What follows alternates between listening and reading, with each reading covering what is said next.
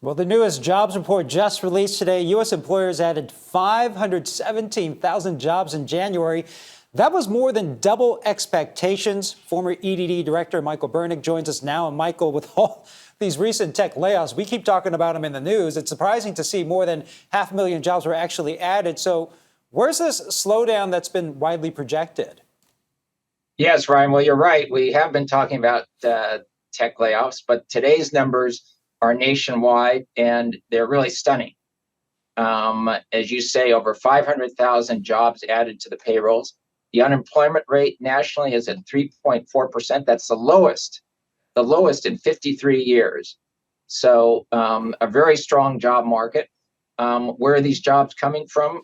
There are the tech layoffs and other white-collar layoffs, but at the same time, we have really unprecedented worker shortages in terms of the direct care jobs, retail and direct service jobs, various forms of construction and home repair jobs. So at the same time we have these layoffs, we have these large number of job openings. So what is actually strengthening the job market right now, and how does government money, does that factor into that? Well, government money does. The system continues to be really awash with the stimulus money. First, the American Rescue Plan money, over $1.7 trillion, is still washing through the system. This was the first Biden stimulus. And the second Biden stimulus, the infrastructure, over $1 trillion in terms of the infrastructure investment. That money's beginning to go into the system. So one part of the job growth is this existing on this enormous government spending. The other part, Ryan, that I think is very interesting is simply what it says about the strength of the market economy and the resilience of the market economy here in California and nationwide. Since the first months of the pandemic, we've really had a remarkable job recovery, and this continues it.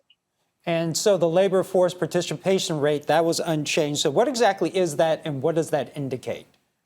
The labor force participation rate is the ratio of people in the adults who are either working or looking for work, actively working, overall adults.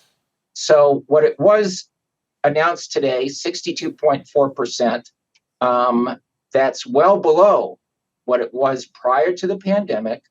And what it indicates, Ryan, is still we have a large segment of workers who are outside of the labor market. And that's part of the reason for this very low unemployment rate. But it indicates we're still a point below what it was prior to the pandemic. And it really hasn't increased.